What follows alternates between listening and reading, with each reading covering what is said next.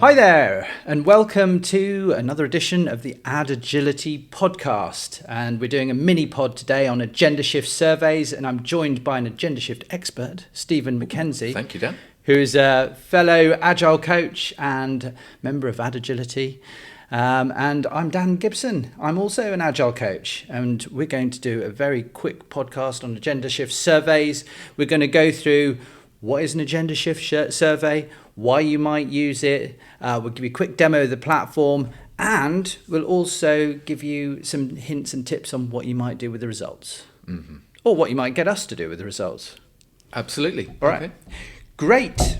So I think some people might not know what Agendashift is. Stephen, you know a lot about Agendashift, so. I do. So I first discovered it as a book written by Mike Burrows. It's also something you could consider as a community of people helping each other and developing tools. You can see it as a framework for deploying strategies through organisation, for continuous transformation in an organisation, as an engagement framework for bringing people together and engaging people in the need for change and in transformation in an organisation. But I guess we see it in our work mainly as a collection of tools and resources that we can use, and I guess there are learning resources on the Agendashift website as well. But fundamentally, I think it's a community led by Mike Burrows. Yep. And it's like you say, there's a platform there which has got a load of tools, and the survey is one of them, and that's one of the things we're going to talk about today, isn't it? Yes. So there's a collection of tools and resources in Agendashift to help you bring people together. The survey is a great one, I find, when I'm stepping into a brand new organisation. Yep. And it's clear there is frustration in the organisation. Sure. All through it. At the top you might have leadership with certain frustrations. You might have teams who are very unhappy with the way they're being asked to work or the way they are currently working. And the survey is a great way of opening up conversations at all levels through the organisation.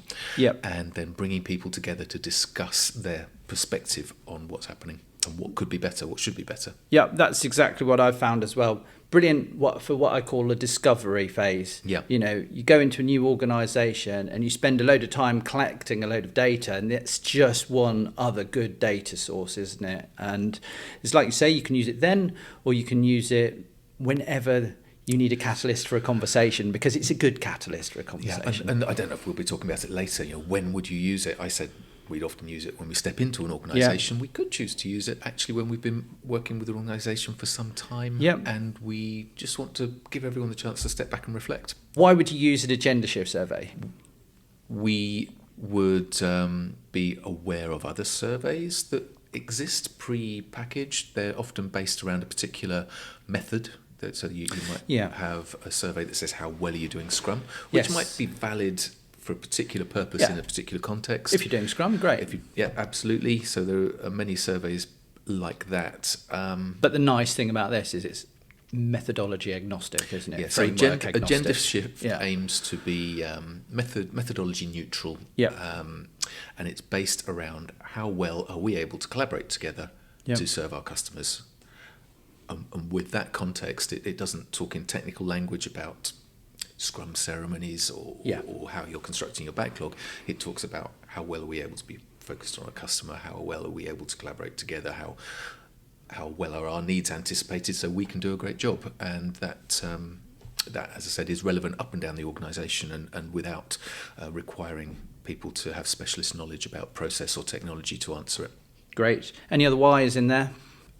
In terms of the way that it's an online survey, yes, we're not constructing our own survey monkey and then trying to get the results into a good place. It's a real time saver. That was for me. It's been a real time saver, and I think the ability to anonymise the responses, that's great. The ability to carve up some of the data with tagging, which you'll show later, and the fact that actually you can try it out for free if you're doing it with a team under 10. Yeah, free is always the freemium edition. Absolutely, as you said, for a single survey with 10 responses, you can get in there. You should get in there and play with it, right? Because it's very low overhead, and it's an application. It's not a survey application. It's the Agendashift Survey application. So it's very much focused on very quickly helping you to gather those responses and then to facilitate a conversation with people afterwards, all online. Great. So we've decided we're going to do an Agendashift survey. How do we prep an organisation for doing their first survey? Right. Well, the most important thing is who's going to be involved in the conversation. Yep. And I look to make that as, I'm going to say, as broadly up and down the organisation as broadly across the organisation as possible. Yep. But focused on the people who share a common interest or goal. So what's this group of people trying to deliver together? Yep. And it serves many purposes, getting those people together. It could be just giving people insight into each other's problems, better empathy and understanding about what the problems are. But it helps to have decision makers in the room as well. So if we find some amazing improvement or change that we should at least try, to have the people in the room who say, yeah, go for it. That's really helpful as well. Yeah. And so get the right people into the room, gather their responses. Yep. And then carve out enough of their time to have sensible discussions about it. So, as described in the Agendashift book, this could be a one-day workshop. Yes. Going from the conversation around what obstacles are in our way, coaching people on how to explore those obstacles and the series of smaller outcomes that we'd like to work towards, and then a plan for change. Sure. The quick wins, the things that might take a little bit longer should be run as an experiment. I think this is going to be a benefit, but we should measure something to be sure it is, and then more strategic change plans to be taken forward. If an organisation, just one thing, if an organisation didn't think it had a day to devote to this, could they spread the review of it over several sessions, do you think? So we've been working virtually a lot, and since we started taking our work online, I can't imagine taking a day of anyone's time. No, so, not online. So everything is in 90-minute blocks. And actually a lot yeah. of the organisations that we step into, thinking about what can we lead people through in 90 minutes is a much more agreeable, sustainable way to work with the organisation. And it's helpful for them to think, okay, 90 minutes, we can get people for that time. And also to think about, but we'll want that regular commitment every couple of weeks or every week. So that's my preferred way to do it. And I have taken a survey debrief and condensed all of that into 90 minutes. And that's about the smallest time box that I feel has been effective. Okay. We might talk at the end about just focusing on a small part of the survey. And doing that in a much smaller time box, perhaps as a single team retrospective, which is not what it was designed for, but actually is a lot of fun as well. So we'll touch on that at the end. Great. So I guess it's be time to have a look at the platform now. Yeah. So we won't go into it in detail. In many ways, it's quite intuitive to use, but there are many mistakes you will make the first couple of times you try to bring teams together to talk about this. So tip 1, practice your facilitation with a friendly crowd of people, or call in somebody just to facilitate this for your organisation. That will let you participate much more effectively in it as well. So what we've done here is we have created an assessment. We're paid partners, so we can create as many assessments as we need. We've created an assessment for Org X. We've got Product X within that organisation. We're bringing people together to talk about the development and delivery of that product. So the first choice the second choice you need to make after you've found your group of participants is, should we use the long version of the survey or the short version of the survey? My preference is to be using the short version of the survey, which is the version that you get in the free accounts. My preference too. So let's, first of all, we can create the survey. We'll get a link to share. So we're not going to be sharing around Excel spreadsheets or anything like that. We get a link, and what the link enables people to do, we'll have a look. It enables them to submit responses. They don't have to give their names, so we'll see that in a second. But it can often be useful to tag to a particular team or role. So often I might have a leadership tag. I might have a delivery team tag, for example. And if I'm working where there are people in different specializations, you can imagine you might have a dev tag and a QA tag. Oh, okay. And you can see that it's created a URL with all of those tags here: leadership, delivery, dev, QA. And what I do is I just copy that link onto my clipboard, and what I would normally do is just paste it into Notepad, and when I'm sending it to those people who are delivery focused, I would take out the leadership tag. Yep. You can have more than one tag in there, so if I had delivery devs, let's just paste this into a new tab so you can see what I'm looking at. So I'm going to do copy link, new tab, and just we're looking at the address bar at the top of the screen here. Imagine I've got somebody in the delivery team in the QA role. So I would take out that leadership, and then I would paste this into an email. I've done that for particular Scrum teams in the last organisation I worked with, so that they could use the feedback themselves for their own retros afterwards. Yeah. So it's really useful, that feature. Yeah, and there is a debrief link you can send people afterwards, and that's taken me straight into the very first page of the survey. Now, first of all, top tip. I used to email it around. Right. And I would always be surprised by the number of people who swore blind that they had never seen the survey link. Yeah. The number of people who said, I remember the survey, but I can't remember what I put. Right. And the number of people who had filled in the first part of the survey, which is the questions, but not filled in the very important final piece, which is the stars, which is to highlight those prompts that they found most relevant to their work. So actually, that's top tip.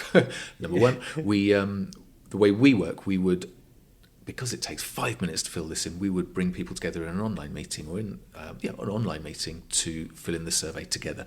People can clarify anything that doesn't make sense then, and they can be reminded to fill in those parts that they might miss at the end. Brilliant. So sometimes I do that the day before the debrief, but actually these days I just have a single 90-minute session. Everyone arrives at the debrief, say, hey, welcome everyone. We've just got a small job to do before we get going. But this is the first thing that people are confronted with, so let's go through here very quickly. Mm-hmm. We've come in here and we've seen that we are about to be asked for our opinion of our work related to 18 different prompts. Now, each prompt, it's not really a question, it's just asking for our observation, and each prompt represents an ideal way of working. And those are organised in the 6 categories here. We've got transparency, balance, collaboration, customer focus, flow, and leadership. And one of the very first things I say to people right there is, you're not going to be asked to rate your manager. That's not what this is about. No. Okay. It's more about how well are we able to show leadership in balancing our work or how taking... leadership permeates throughout the whole organisation, throughout the whole hierarchy of the organisation. Absolutely. So, so this is what the participants see straight away. So there's no next button, actually, which is sometimes a point of confusion, but the kind of obvious button, bottom right, with the arrow pointing to the right, is inviting us to click, and we see our first set of questions. So... again, very easy to ignore the box there, but it's offering the advice on what the numbers mean. So does 1 mean the absolute best or the absolute not best, right? Important differentiator to make. And that's something else. If I just emailed out this link, you occasionally have people say, I've done it wrong. I've done it exactly wrong. So another reason, just that could skew the results. Well, when we look at the debrief, we'll see why it maybe doesn't skew them as badly as you'd worry. So 1 means barely started, little evidence of seeing this, if at all, and 4 means nailing it consistently, firmly established, widely and consistently evident. But it's really interesting to highlight 2 points. There is no 2.5 option for people here. They have to be slightly good or they have slightly to. They bad. have to. They can't sit on the fence. No, there's so there's no fence to sit on. You have to fall one side or another, Great. even if you're clinging to it as much as you can. And the other is barely started. Doesn't mean you never ever see it, right? So it shouldn't be impossible for anyone to say, I see this as a 1. We say, I've seen it sometimes, but actually we really don't have this. Whereas the 4 is, we're pretty good at this, and it really is an exception when we don't see it. So, which I think is, any survey you're setting up, it's great advice. Right, so we see our first 3 prompts are in the topic of transparency. Our work, its status, and where it is in our process is easily visible to everyone interested. And there might be some clarification, people talking about what work do you mean here. So if somebody is on a team of specialists that work across several products, we would ask them to focus on the particular product that was the focus of this particular session. We can always see what work is coming next. It's about visibility, and we can always see what work is blocked and why. So if there's an assumption outside of our team that work is proceeding, is that a valid assumption based on visibility of the work or not? Yeah, so that's transparency. And should we have a brief look at some of the other categories? Yep, so we won't go into the same detail and read them all out. It's a key point here. I can choose not to give an opinion if it's completely irrelevant. Yep. I would always encourage people to give an opinion because the questions are worded such that it really should be relevant if we're employed in this organisation, right? Focusing on finishing work before starting new work, balance questions, collaboration. Our delivery process encourages collaboration across roles and specialities. Customer focus, we're prioritising to increase our impact on our shared goals. We're incorporating customer feedback, great stuff. Flow, we can predict with reasonable confidence how long it will take to deliver work of a typical complexity. Flow, well, we said earlier, didn't we, that this is process neutral. Flow highlights the heritage of this as Kanban heritage, but hey, who doesn't need flow? Yeah, absolutely. Yeah. And this is a point where people will say, flow, what's that about? And then it's your chance to explain around the survey. Which is why your method of being there while people are filling in the survey is actually quite helpful. Absolutely. Yeah. And actually talking about this technical Kanban language that's crept in here, lean language perhaps, when you set up your survey, you've got the choice of two versions of English. Okay. You've got English or simplified English. Okay. And often we see simplified English as helpful for people speaking English as a second language. But this is our top tip number 2. Always choose English simplified because it's also stripped out some of those complex process stuff. Okay, jargons. right, yeah. Good. So it's flow, and then into leadership, which is the one that often people are a little worried about. But as you see here, it really is about how well am I able to step up and show leadership where I can. We all share responsibility for how we work and how our work is organised. We recognise improvement areas and we take action, we follow through. Yep. We strike an appropriate balance between meeting customer needs and improving our delivery process. Right? This is not rate my manager. This is 360 degree. These are important management's responsibilities, right? But, but it's everybody's responsibility as well. Yeah. Absolutely. So at this point, section 6 finished all these. So I might have given my opinion of working at Agility, which is a great place to work, obviously. If I can actually delete those if people say no, I really want to remove, so these little X's are down there. But the final before you go here, it gives you a summary. It gives you a summary of what you've said, just so you can look in total. But for me, the most important part here is the little stars here, and I'd ask people to just, as you're reviewing your responses, I want you to highlight those prompts which really seem relevant to the work that we're doing together. Right. And the purpose of that is to highlight the important conversation areas afterwards. Yep. That's right, because we're going to facilitate a debrief and we're going to get people talking about this, and we don't want, as a facilitator, to be focusing on stuff that might be very weak in this organisation, but actually most people feel not relevant, and they understand it's not the most important thing for them to be talking about right now. Great. So we've got the summary of the replies, the answers that you've given, and your chance to put stars against the areas you want to highlight. Is there anything else the respondent has to do, or is that it? Their job there of giving their input is mainly done. Just to point out that I think it suggests that 6 stars is an appropriate number for each person. Yep. And the UI doesn't enforce that, but it will tell me if I try to put an extra one. It says, "Oh, warning! Are you sure you want to put that one in?" Well, yeah, why not? Because I might genuinely, passionately not be able to avoid putting that extra star on, and that's important, right? And it's not going to slow down our facilitatation. Great. And there we go. I've finished. So finished, all done, and dusted. Nice, thank you. Yep. And there's a participant. My job is done. And then as a facilitator, our job starts. Great. So everybody's completed the survey, and now we want to see the results so that we can do something with them. Yeah, so let's have a look. As a facilitator, head back to your survey landing page, or what's in Agendashift called your context, and the surveys that you've created inside your context. And underneath the links for people to complete the survey, we find in fact, 5 different ways of debriefing. Typically there's compact, minimum viable debrief. I typically use compact. If you're in a room with people, it can be helpful to print out handouts which give the aggregate responses as well. And then the longer ones I rarely read or use these days, but that can be just useful while you're exploring the different results within the survey. So if I was in a room with people or I was online, I would use the compact debrief, and we can click through and take a look at what tools are used. Remembering that this is all about facilitation and facilitating conversations between colleagues.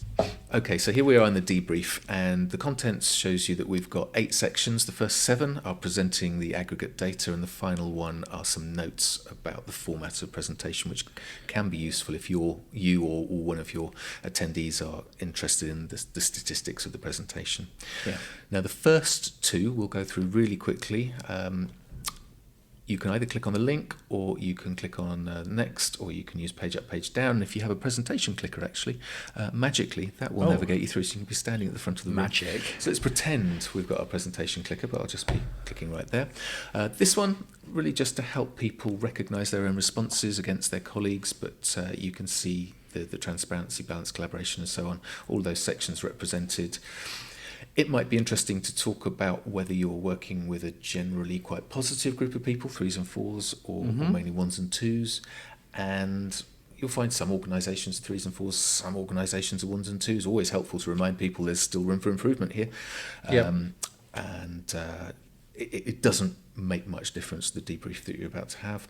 No, because you're comparing one area against another, aren't you? It's not an overall success score, is it? Not at all. And you're setting up conversations. So what you recognise here is you've got some 4s, you've got some 1s, right? So they're very different perspectives on certain prompts. So we don't encourage conversation around this at all. It's just recognise where your responses fell, and then these bar charts are not used again, but we go to a slider form of presentation. So just looking at transparency, imagine we were looking down on the top of that bar chart. You can see a different presentation of exactly the same data.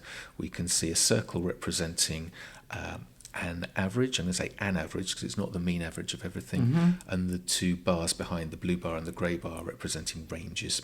Right. Now the circles are coloured as well, and you can see some of them have a skew. So this is top tip number 3. Top tip number 3. We would come up here and include, exclude, compare. I don't want comparisons. This is the first time I've done this survey, so I don't have a baseline, and I don't want it compared to the Agendashift machine learning model, because I don't understand the value of it. So I'm just going to make that change. Great. And then we would come in here.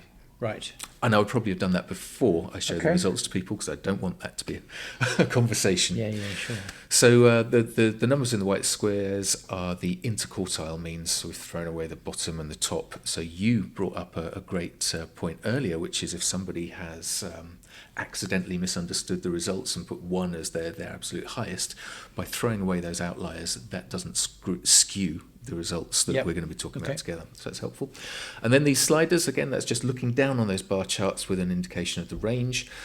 And again, we don't talk about the categories. They're too coarse. There's not enough space. Although sometimes they'll say, oh, wow, transparency is pretty good here, or God, yeah, that's it.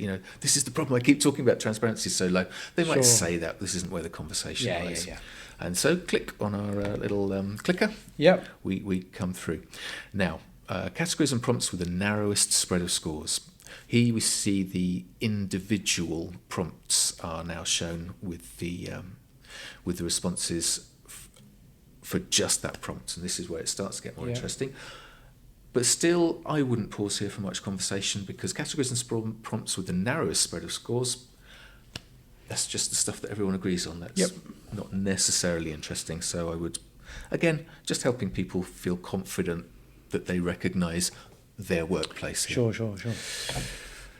Strongest categories and prompts. Well, it's good to feel good, right? This is the stuff we're doing really well. A little opportunity for people to congratulate themselves. We're awesome at Well, whatever that is. Meeting regularly. Brilliant. Double-edged sword, that one, isn't it? Yeah. But, okay. It's good to talk. All right. So you got the strongest there, and then I guess the most important bit? Weakest. Weakest. And it can be the most important. I think there are three categories, these next three that we're going to talk about here. Yeah. The weakest category is the way we facilitate the conversations. We would have people in table groups, and we would have organised people to be sitting in the teams that they normally work together. Yep. So it could be that we offer this as an opportunity for people to discuss, and I would often take the top one here, the thing that we're weakest at, and I would guide a conversation with the whole room, working within their table groups to talk about this prompt. But I would be careful as a facilitator, because I'd be mindful of the stars that you see on the right-hand side. Yep. So you can see the weakest prompts here do have 6, 7, 8 stars, each on them. Yeah. But there's this 3.1 that's got 6 stars. That's quite a lot of stars right down at the bottom there. So it's not shown up as the weakest. So I might facilitate a conversation here. Okay. So I like to go through this process. I like to ask people to tell a story about a piece of work that they were doing recently that people in the room might be familiar with. Make it absolutely concrete. We strike an appropriate balance between meeting customer needs, improving our delivery process, and developing new capabilities. Share a story about where we just couldn't do that. Yes. And there'll be maybe a story per table. So if you've got a team sitting together, they might share something that they absolutely recognise, and that's great. Okay. And you might have the leadership with something that they were frustrated when you get the leadership, ideally as a group of people, talking about something that they felt frustration over, based on this observation. And then within those teams, as a facilitator, you ask, okay, now could you talk about what was it that stopped you doing that? What would you have preferred to be happening? And with this language, we flip that negative thinking around into a positive thinking. What should we be doing? Could we be doing more of? Yes. And and it's a completely different tool, which we're not going to touch on in this session, but Agendashift also offers you the clean language questions, which help you get the sequence of outcomes that would work towards being able to strike a better balance between meeting customer needs, improving delivery process, and developing new capabilities. So that's something I do as a facilitator. The first time I encourage conversation is on this one. Yep. But I don't push people into their table groups yet. People are welcome to come back later in the sessions that we organise to pick these prompts, different prompts to go into deeper. Next section, categories and prompts with the widest spread of scores. I love this because this is where the conversation is, right? You've got people with a perspective that we're doing really well. We incorporate customer feedback in our work throughout the delivery process. People in this particular Product X team have said, I'm doing really well here, given that a 4. And there's people who've got a perspective that says, we're not doing that. Now, as a facilitator, I'm slightly nervous because we've only got 3 stars on that one. Mm-hmm. But you see that we've got a wide spread of scores and a very high number of stars on that one with 11 as well. So, again, I might take this as the first opportunity to throw people into table groups to discuss amongst themselves in the same pattern. But I have learned, especially if you're using the clean language questions, you can't do enough demos. So I'd probably pick one of these to discuss and lead them through that process in the table groups. And then the final one is where I feel you often get most value for an organisation, the most starred prompts. Yeah, sure. It's what people want to talk about. Yeah, and you see the Product X team here. They've got a reasonably wide spread of scores as well as the highlights. But here, I would ask the teams to break out and start to have that discussion in the same format that we've been doing together previously, using post-it notes to capture their responses. And what we're aiming for in our facilitation of this is a particular prompt, the obstacles to us meeting that prompt, and then the outcomes that we'd like to be working towards to overcome that one or more obstacles. Okay. So that's the survey debrief, and let's just step through. You've got most stars, and then finally the little notes explaining in detail what the colours and the sliders mean. Brilliant. Okay, great. So we've had a look at the results of the survey, and you've given us some tips on what you might do with those results during our conversation there. Can you give us a bit more detail on how you facilitate one of these sessions? Yeah, so all through we're facilitating conversations. We're asking teams to capture their insights, and it's in this session. And let's go to one of the virtual boards, or one part of the virtual board. Yeah. In this session, we would be looking for each important prompt that the team has highlighted and chosen to talk about, whether or not it was a starred one, or whether or not it's one that they identified in the session from any of those other sections.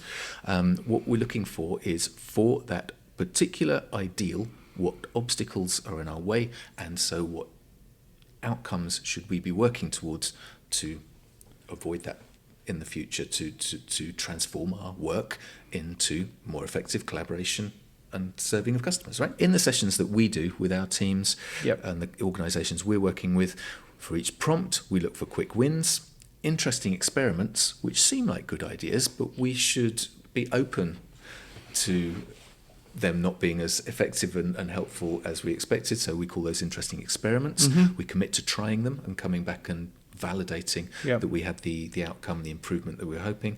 And then there might be bigger business themes that come up through the conversations, and that's something that the organisation, with the support of leadership right down through the organisation, needs to plan to change. And so obstacle, hard to identify expertise within and between our teams. That's an obstacle that came out of discussion in Product X from we can predict with reasonable complexity how long it will take. So we use that format in our facilitation to come up with many ideas for the probably 4 or 5 or 6 prompts that have been chosen for discussion in the session. Great. Okay, well, thanks for showing us all that, Stephen. It's been a really useful session. I think it'd be useful for anybody who wants to get into Agendashift surveys. We've shown you the Agendashift platform, how to use it, what you might do with the results.